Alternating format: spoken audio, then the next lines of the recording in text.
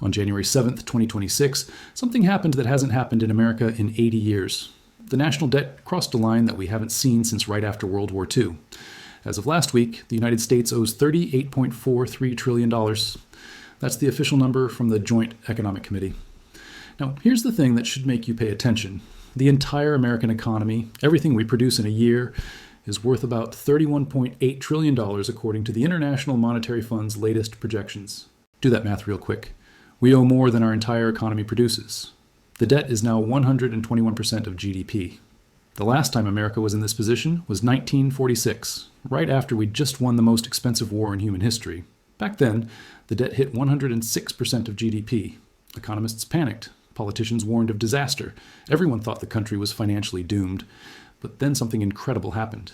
By 1974, just 28 years later, that debt ratio had dropped all the way down to 23%. The problem basically disappeared. Every economics textbook tells the same story about how that happened. They say America just grew its way out. The economy boomed after the war, prosperity came back, and the debt problem solved itself through hard work and innovation. It's the kind of story that makes you feel good about America's resilience. Here's the problem, though. In 2023, two economists at the International Monetary Fund, guys named Julien and Laurence, they decided to actually check if that story was true. They went back, pulled all the data, and ran the real numbers for the first time. What they found completely changes everything we thought we knew about how America escaped that debt crisis. Because according to their analysis, if America had only relied on economic growth to reduce the debt after World War II, the ratio would have only fallen to 74% by 1974, not 23%. That means over half of the debt reduction came from something else entirely. And understanding what that something else was, that's the difference between thinking we can repeat history and realizing we're heading into completely uncharted territory. Because right now, in January 2026, we're adding $8.03 billion to the national debt every single day. Let's talk about what's actually happening right now in January 2026, because the numbers are worse than most people realize. In fiscal year 2025, which just ended in September, the United States government paid $970 billion in interest on the national debt. That's according to the Treasury Department's own monthly statement. $970 billion just to service the debt, not to pay it down, just to keep up with the interest payments. To put that in perspective, that's more than we spent on everything at the Department of Education, the Department of Homeland Security, and the Department of Agriculture combined. But here's where it gets really crazy. We're only 3 months into fiscal year 2026, and we've already paid $276 billion in interest, according to the Congressional Budget Office's report from last week. That's $11 billion every single week. The Peterson Foundation, which tracks this stuff obsessively, calculated that interest costs in 2026 will hit 3.2% of GDP. That doesn't sound like much until you realize that's the highest it's been since 1991. We're breaking records that stood for 35 years. And unlike 1991, we're not coming down from winning the Cold War and cutting military spending. We're going up. The CBO projects that by 2035, just 9 years from now, will be paying $1.8 trillion a year in interest. That's a 76% increase from today. Interest payments are now growing faster than Social Security, faster than Medicare, faster than any other major category in the federal budget. In fact, in fiscal year 2025, interest became the third largest item in the entire federal budget, behind only Social Security. And Medicare, and it's projected to pass Medicare within the next few years. The American Action Forum broke down what this means for regular people. They calculated that the average American household's share of the national debt interest in 2025 was $7,300. That's more than the average household spends on healthcare in a year, more than they spend on gasoline, more than clothing, more than education.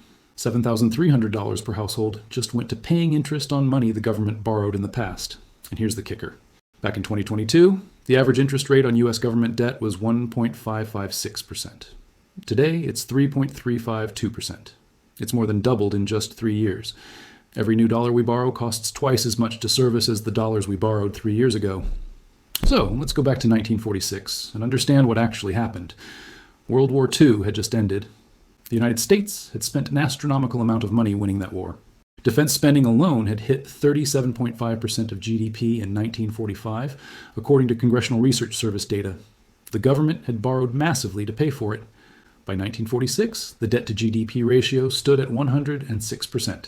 That's the number that Julien and Laurence use in their IMF study published in August 2023. Some other sources put the 1946 number slightly higher at 119 or even 122%, depending on how you measure it. But let's stick with the IMF's figure of 106%, since their research is the most detailed. Everyone at the time was terrified. 106% debt to GDP. The country had never seen anything like it outside of wartime. Economists predicted disaster. Politicians demanded action. And then something remarkable happened. By 1974, just 28 years later, the debt to GDP ratio had fallen all the way down to 23%. That's an 83 percentage point drop. The debt didn't just shrink a little, it basically disappeared as a percentage of the economy. For decades, this has been the story that economists tell. They say America just grew its way out. The economy boomed after the war. GDP expanded faster than the debt. Prosperity returned. Problem solved. It's in every textbook. It's what every politician references when they talk about debt. Just grow the economy and the debt takes care of itself. But here's what nobody bothered to check until 2023. Acalin and Ball, these two IMF economists, they decided to actually run the numbers. They asked a simple question. If America had relied only on economic growth to reduce the debt, with no other interventions, where would the debt to GDP ratio have ended up in 1974? Their answer shocked the economics world. If America had only used growth to reduce debt, if the government had run balanced budgets with no surpluses, and if interest rates had been normal with no manipulation, the debt to GDP ratio would have only fallen from 106% in 1946 to 74% in 1974. Not 23%, 74%. That means economic growth only accounted for 32 percentage points of the 83-point decline. The other 51 percentage points, more than half of the total debt reduction, came from something else entirely. So, where did that 51 percentage points come from? Acalin and Ball identified three specific mechanisms that the government used, and they calculated exactly how much each one contributed to reducing the debt. The first mechanism was primary budget surpluses. After the war ended in 1945, military spending collapsed almost overnight. Defense spending had hit 37.5% of GDP during the war. By 1950, it had dropped to just 5.7%. That freed up massive amounts of money. Instead of running deficits, the government actually ran surpluses. They brought in more revenue than they spent, and they used that excess to pay down the debt. According to Acalin and Ball's calculations, if the government had run primary balance instead, meaning zero surpluses and zero deficits, the debt to GDP ratio in 1974 would have been 40% instead of 23%. So primary surpluses alone accounted for about 17 percentage points of debt reduction. The second mechanism was surprise inflation. This one's sneaky. From the late 1940s through the 1970s, inflation consistently came in higher than people expected. When you borrow money at a fixed interest rate and then inflation spikes, you're paying back that loan with dollars that are worth less than when you borrowed them. The government essentially inflated away part of the debt. Bondholders who lent money to the government got paid back, but the real value of what they received was far lower than what they expected because of inflation. Carmen Reinhart and Maria Belén-Sprancia, two other economists who studied this period, found that for the United States, real interest rates on government debt were negative in most years after World War II. In fact, in 1946, the real interest rate hit negative 16%. That means if you held a government bond, you lost 16% of your purchasing power in a single year. According to Acalin and Ball, if there had been no inflation surprises, if bondholders had gotten the real returns they expected, the debt to GDP ratio would have been 51% in 1974 instead of 23%. So surprise inflation accounted for roughly 28 percentage points of debt reduction. The third mechanism was financial repression, specifically through something called the Fed Treasury Accord, or more accurately, what happened before the accord. From 1941 until March 1951, the Federal Reserve had an agreement with the Treasury to keep interest rates artificially low. They capped long-term government bond rates at 2.5% no matter what. This was called the peg. Even when inflation was running hot, even when private markets wanted higher rates, the Fed kept government borrowing costs at 2.5%. This forced banks and other institutions to buy government bonds at below market rates, giving the government cheap financing at the expense of private investors. So now you understand how America actually reduced the debt after World War II. The first method was running budget surpluses. The government brought in more money than it spent and used the extra to pay down debt. Can we do that again in 2026? Absolutely not. And the numbers make it crystal clear why. In fiscal year 2025, which ended in September, the United States ran a deficit of $1.8 trillion, according to the Congressional Budget Office. That's 5.9% of GDP, and we didn't run a surplus. We ran a $1.8 trillion deficit, and it gets worse.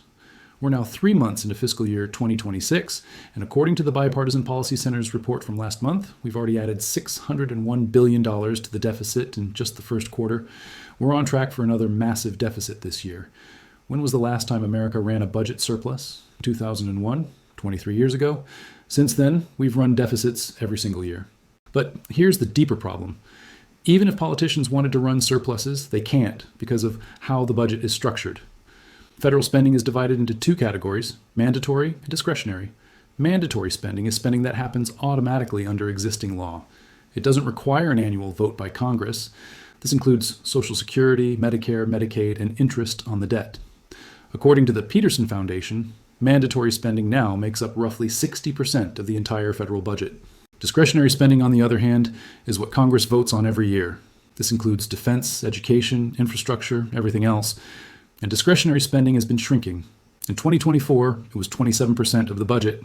By 2026, according to Congressional Research Service projections, discretionary spending will fall to just 5% of GDP, its lowest level in modern history. Now here's why this matters.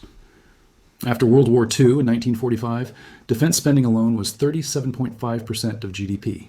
The war ended, and by 1950, defense spending had dropped to 5.7%. That massive cut in military spending is what allowed the government to run surpluses. Today, in 2025, defense spending is around 3% of GDP. Even if we cut defense spending to zero, eliminated the entire Pentagon, it wouldn't be enough to close the deficit. Meanwhile, the big three mandatory programs, Social Security, Medicare, and Medicaid, keep growing. In fiscal year 2025, Social Security cost $1.35 trillion. Medicare and Medicaid combined cost $1.56 trillion. Add in interest payments at $970 billion, and you're already at $3.88 trillion in mandatory spending that the government has almost no control over, and it's getting worse. The Committee for a Responsible Federal Budget published a report last month showing that between 2025 and 2035, Social Security will grow by 0.8 percentage points of GDP from 5.2% to 6%. Health programs will grow 0.9 percentage points from 5.8% to 6.7%. These aren't choices Congress makes every year. These are legal obligations. So we can't run budget surpluses. That's the first method that won't work in 2026. What about the second method? Surprise inflation. After World War II, the government inflated away a big chunk of the debt by letting inflation run higher than people expected. Bondholders got paid back, but in dollars that were worth way less than when they lent the money. Can we do that again? No. And here's why. The bond market is way smarter now, and more importantly, foreigners own a massive chunk of our debt. As of December 2024, foreign investors held $8.5 trillion in U.S. Treasury securities, according to the Congressional Research Service report published in May 2025. That's 30% of all publicly held debt. The three biggest foreign holders are Japan, with $1.1 trillion, China, with $800 billion, and the United Kingdom, with $700 billion. By October 2025, according to an analysis by Dina Zaidi published in December, foreign holdings had jumped even higher to $9.2 trillion. In 2024 alone, the U.S. government paid $230.6 billion in interest to foreign investors. That's money leaving the country every year. Now here's the problem with trying to inflate away the debt when foreigners hold this much of it. If they even suspect that the U.S. is trying to devalue their bonds through inflation, they'll stop buying. Worse, they'll start selling. And when major holders like Japan and China dump treasuries, interest rates spike. That makes borrowing even more expensive for the U.S. government. It's a death spiral. We've seen this play out in real time in other countries. Look at Turkey. In 2018, the Turkish lira was trading at 3.8 per U.S. dollar. By 2024, it had collapsed to 33.7 per dollar, according to the Geopolitical Monitor. By March 2025, it hit a record low of 38.02 per dollar. Turkey's inflation peaked at 83% in 2024 before falling to 47% by November. President Erdogan tried to fight inflation by keeping interest rates low, claiming that high rates cause inflation rather than cure it. The markets called his bluff. The lira collapsed, capital fled the country, and Turkey ended up having to raise rates to over 40% anyway. Or look at Argentina. In 2024, inflation hit 249.8%. That's not a typo, 249%. When President Javier Milei took office in December 2023 and tried shock therapy economic reforms, inflation spiked even higher to 211% in January 2024, a 32-year high. Argentina has $400 billion in external debt and keeps cycling through IMF bailouts. The pattern is always the same. Try to inflate away the debt, lose credibility, capital flees, currency collapses, debt becomes even more expensive to service. And here's the third method that won't work: financial repression. After World War II, from 1941 to March 1951, the Federal Reserve kept interest rates artificially capped at 2.5% through an agreement with the Treasury. They forced investors to accept below-market returns. That ended with the Fed-Treasury Accord in March 1951, which restored Federal Reserve independence. You can't do that anymore. The Fed is independent now. If the government tried to force the Fed to keep rates artificially low while inflation was running hot, it would destroy all credibility. Bond markets would revolt. Foreign investors would flee. The dollar's status as the world reserve currency would be at risk. So if we can't run surpluses and we can't inflate our way out, and we can't use financial repression, what actually happens next? The Congressional Budget Office has run the projections, and they published their latest long-term outlook in March 2025. Here's the timeline. Right now in fiscal year 2025, debt held by the public is at 100% of GDP. That's where we are today. By 2029, just 3 years from now, the CBO project's debt will hit 107% of GDP. That's the moment when we officially surpass the World War II record of 106% set in 1946. For the first time in American history, peacetime debt will be higher than wartime debt. By 2035, 9 years from now, debt rises to 118% of GDP, according to the CBO's baseline published in January 2025. Interest payments hit $1.8 trillion per year, which is 4.1% of GDP. That's more than we'll spend on national defense, more than we'll spend on all non-defense discretionary programs combined. By 2055, assuming current laws don't change, debt reaches 156% of GDP. That's 50 percentage points higher than the previous all-time record. Interest costs hit 5.4% of GDP, consuming 28% of all federal tax revenue. Just to put that in perspective, over the next 30 years, from 2025 to 2055, the U.S. government will spend $76 trillion on interest payments alone, according to analysis by the Committee for a Responsible Federal Budget. $76 trillion. That's more than the entire current national debt twice over, just in interest. And those are the optimistic projections.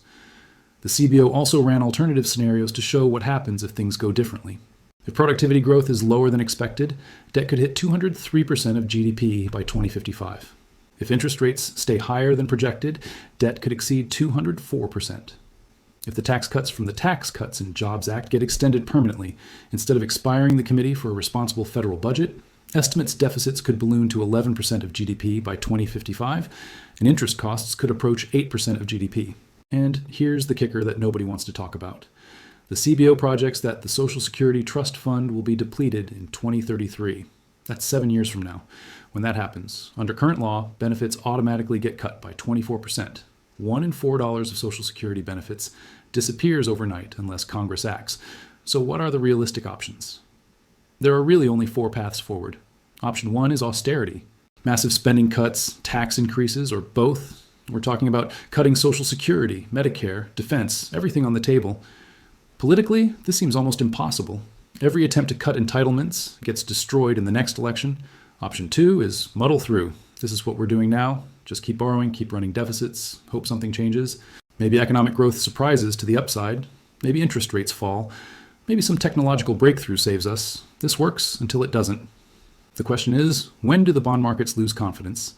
Option 3 is default or debt restructuring. The U.S. has never defaulted in its history, but at some point the math might not work anymore. We've seen sovereign debt crises in Greece, Argentina, and others. It can happen. Option 4, and this is what scares economists, is something we haven't seen before. Some combination of crisis and response that creates a new economic reality. Hyperinflation, currency replacement, a fundamental restructuring of how government finance works. So let's bring this full circle. In January 2026, America's national debt crossed 100% of GDP for the first time since 1946. On the surface, it looks like we've been here before. After World War II, the debt hit 106% of GDP, and by 1974 it had fallen to just 23%. For decades, economists told us the same story. America just grew its way out of the debt. The economy expanded, prosperity returned, problem solved. But in 2023, 2 IMF economists, Julien and Laurence, actually checked that story. And they found it wasn't true. Economic growth only accounted for 32 percentage points of the 83-point decline in debt. The other 51 percentage points came from 3 specific interventions: primary budget surpluses after slashing military spending by 84%, surprise inflation that peaked at negative 16% real interest rates in 1946, and financial repression, where the Federal Reserve forced interest rates to stay at 2.5% for a decade. Here's the problem. In 2026, we can't use any of those three methods. We're running $1.8 trillion deficits instead of surpluses because 60% of the budget is mandatory spending that Congress can't touch. We can't inflate the debt away because foreign investors hold $9.2 trillion in treasuries, and they'll flee at the first sign of inflation, sending interest rates through the roof. And we can't use financial repression because the Federal Reserve is independent now, established by the Fed Treasury Accord in March 1951. That leaves us with a debt that's projected to hit 107% of GDP by 2029, 118% by 2035, and 156% by 2055, according to the Congressional Budget Office. By 2055, interest payments alone will consume 28% of all federal tax revenue. The United States will spend $76 trillion on interest over the next 30 years. We're not in 1946. We don't have a young population. We don't have massive military spending to cut. We don't have captive bond markets. And we don't have the policy tools that made debt reduction possible back then. What we have is a debt crisis in slow motion, playing out over decades, with a reckoning that gets closer every year. The year 2029, when we surpass the World War II debt record. The year 2033, when the Social Security Trust Fund runs dry and benefits get cut by 24% unless Congress acts. The year 2035, when interest on the debt becomes the largest single line item in the federal budget. These aren't distant theoretical problems. These are dates on the calendar, and the clock is ticking. If you want to understand where this is all heading, if you want to see how this story unfolds, subscribe to this channel. Because what happens over the next decade will reshape the American economy in ways we haven't seen since the Great Depression. And unlike 1946, this time there's no easy way out. Drop a comment below.